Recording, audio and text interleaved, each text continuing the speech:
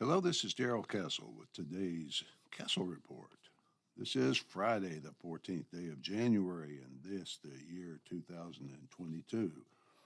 I'm going to be talking about the incident at the nation's capital on January 6, 2021. I know you've heard the story ad nauseum from politicians and media pundits, but my goal is to tell the story from a different angle that perhaps you have not heard, at least not heard very much. I refer you as a reference to my Castle Report Index or from the archives of January 15, 2021, to hear my previous statement on January 6th. Fairness is a rather ancient concept in the Western world, going back to at least the days of the Magna Carta in 1215.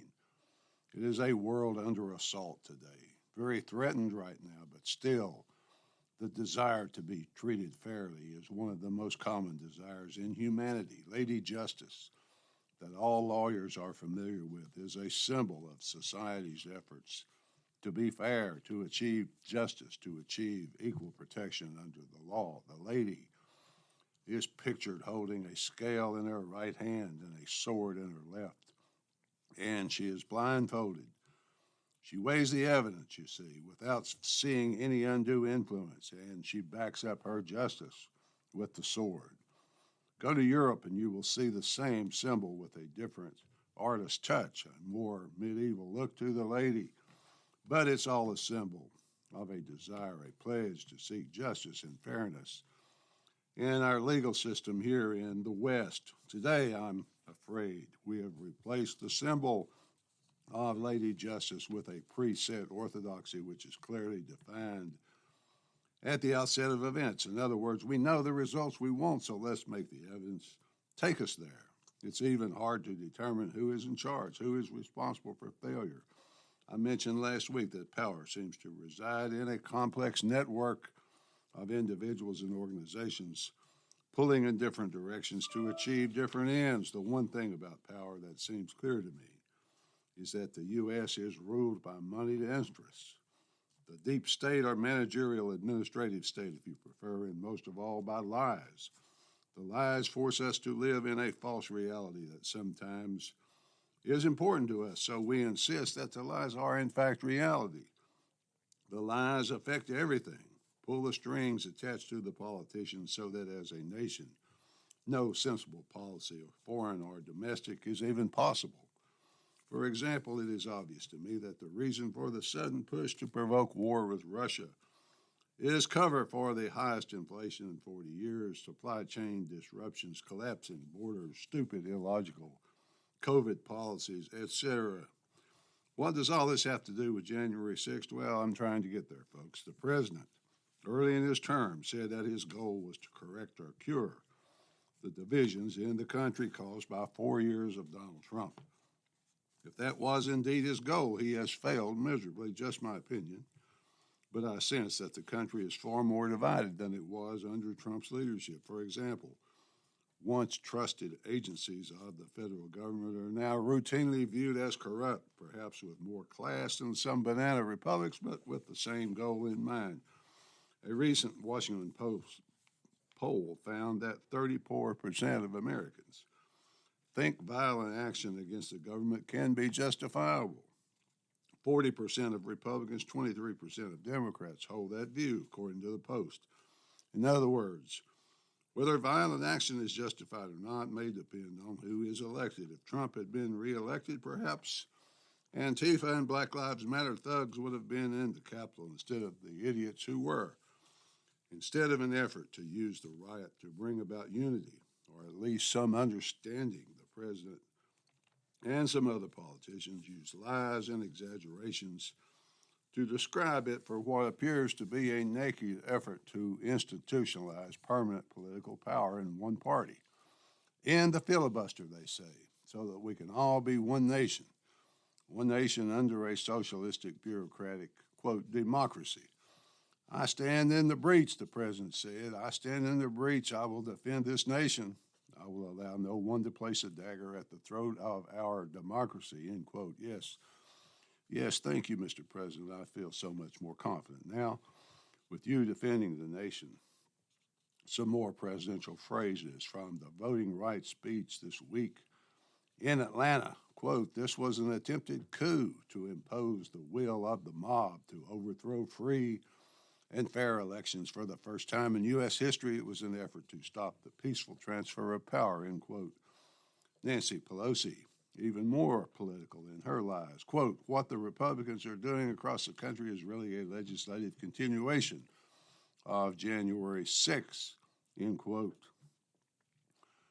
Are these politicians and their media arm just using this event to their fullest advantage, or is it more sinister than that? I have in front of me an 83-page report from Revolver News detailing FBI involvement in the January 6th riot. You can find that report yourself by just going to Revolver News website. And the report called Meet Ray Epps. Revolver does the work that the New York Times and the Washington Post should be doing, if only their masters in money and politics would permit it. I noticed as well that yesterday Russia Today picked up the Ray Epps story and ran a piece off the Revolver Network's work. This report details how one man named Ray Epps is on camera many times, actively trying to recruit people to breach the Capitol. He appears to orchestrate the first breach of the Capitol barricades at 12:50 p.m. While Trump is still speaking, 20 minutes left in his speech, the Capitol Police were responding to a false pipe bomb report, so they had fewer resources and just 1 minute to respond. It was the 12:50 p.m. breach while Trump was still speaking 1.5 miles away that proved to be the fateful event. Suspicious persons, never identified, took down barricades and apparently, with the full cooperation of the Capitol Police, went inside the Capitol. The Revolver report lists a network of unindicted operators who appear to have had key roles in the actual event but have received virtually no media attention, whose names the FBI will not discuss. The FBI put Ray Epps on its Capitol Violence Most Wanted list on January 8, 2021. A cash reward was offered for his whereabouts. So they thought he was important, but 6 months later, still no charges filed against him, although hundreds of people had been arrested, held in very constitutionally questionable conditions. The FBI's response was to quietly purge from media access all their files on Ray Epps, then switch to a tactic of, well, we've never heard of the man. Who is he? Never heard of him. The specter of Ray Epps hangs over this event, but strangely, the January 6th commission established by Nancy Pelosi in Congress has not only failed to show any interest, but has not spoken a single word against him. The FBI and Congress, unfortunately, both Democrat and Republican members, have a very strong interest in making Epps, the day's best recruiter of rioters, go quietly away. Quote, if Epps turns out to have been some kind of government operative, which at present is the only clean and simple explanation for his immunity, it is game over for the official MAGA insurrection narrative of 1/6. If Ray Epps is a Fed, the insurrection becomes the Fed-surrection in one fell swoop, end quote. That's a quote from the Revolver article. The various federal law enforcement agencies probably would not have acted alone, thus the thousands of hours of video surveillance unavailable to the public or to the media, as well as the many obviously there but unindicted people. The Revolver article has many examples of Fed involvement in various protest movements. In fact, the estimate of federal officers at such events is estimated at 16 to 25% of the total participation. In recent times, quoting again from the article, in recent times, attacks blamed on right-wing militias have blown past the 16% mark on the Fed saturation index and have been clocking in at a whopping 25 to 50%. As Revolver has previously noted, infiltrating Feds are like roaches. When you spot one, it's guaranteed there are dozens of others nearby. Feds simply never, ever operate alone. End quote. Don't forget, folks, the 12 FBI informants involved in a tiny, supposedly militia plot to kidnap the governor of Michigan just recently. I wonder how many folks who will believe me when I state with the evidence that the events of January 6th were an FBI sting operation and not a Trump supporter coup trying to overthrow by force the duly elected government. No matter what the evidence, many will assume I'm exaggerating or lying, that this is one of the continuing reasons for the eroded status of federal law enforcement and the federal government in general as a source of authority. But every empire needs its secret police, folks, to protect it from domestic terrorists and to instill fear in the masses. The lust for power and control of those in power seems to recognize no limits, so they slander those who do not surrender to them. Trust is therefore at an all-time low and sinking. Here are some examples. The press reports American democracy in peril. Just Google that phrase if you don't believe me. The president and every Democrat politician has warned many times about how democracy is in peril. Hundreds of books have been written about it. The Atlantic tells us the danger is imminent and reports to us that America is running out of time. It is obvious that this so-called insurrection was anything but, and yet the media continually writes things that appear to be lies or disinformation. Why do that unless you're trying to help more favored ones gain and keep power over others? For what purpose? To force others to do what you want, I guess. Why use some lying, corrupt methods to gain power if you can't use that power against the powerless? How low does this go? Just listen to this story from the front page of my hometown newspaper, the Commercial Appeal of Memphis, Tennessee, January 6, 2022. Quote, I'd rest easier if the effort by Nazis, neo-Confederates, Proud Boys, and other assorted racists and cultists who ransacked the Capitol last January 6 and threatened to kill lawmakers for certifying Joe Biden's Electoral College win reflected a single event, end quote.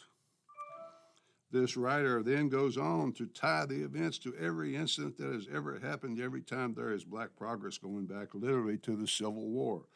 She has no idea how many of those people she labels, how much they look like FBI agents. In conclusion, folks, the Italian economist Wilfredo Pareto once said that whatever you call your government, whether monarchy, democracy, or whatever, the people are never really in charge. There is always a small group of insiders, of movers and shakers, a rich, powerful elite he called the foxes, who take charge of government. In America today, as I've said, there is a complicated network of people and organizations who seem to control power. Other people, such as the Commercial Appeal writer I just mentioned, are content to help the corrupt gain power so they can have some influence in what the corrupt power does to the rest of us. Finally, folks, power, those who lust for it, especially those who achieve it, are indescribably wicked, evil people. Government simply cannot be allowed to run amok outside the rules of law as it does now. No agency of government is accountable to the Constitution or other legal limits on power. We, as a result, are the victims of out-of-control government. All of us, even those who want to use government to impose their will on an unwilling minority. Hundreds of people held in what has come to be called the D.C. dungeon are fine examples of this. Punished without trial, held in deplorable conditions for over a year. Why is no one charged with insurrection for which they are all accused? I'll offer an explanation to that, folks. To charge these people and put them in front of a jury would expose the government to the discovery of their lies, which would bring into the public eye fedsurrection. It's far better to use a powerful federal official from the Department of Justice or the Washington District Attorney's Office to intimidate guilty pleas out of people. Look, Mr. Domestic Terrorist, this is a federal crime, so you're looking at a 20-year mandatory minimum sentence. So how much better, how much easier, how much safer to just plead guilty for only 3 years? They can't be trusted, folks, so don't listen to their lies anymore. Even if their lies support your political views, their disregard of the individual rights of those subject to them seems to me to arise from their nihilistic view of life, i.e., there's nothing above us. We're subject to nothing, therefore nothing but power and force matter. Take the side of the people and not the government. Choose liberty. That would be my advice to you folks. Is there any way to reverse this short of violent revolution, which would undoubtedly install even worse tyrants, perhaps the peaceful revolution of the mind that Ron Paul used to talk about? A revolution of the mind that would be an ideological shift to liberty in the minds of the people, and the action to support it. At least it would be a start, folks. At least that's the way I see it. Till next time, folks, this is Darrell Castle. Thanks for listening.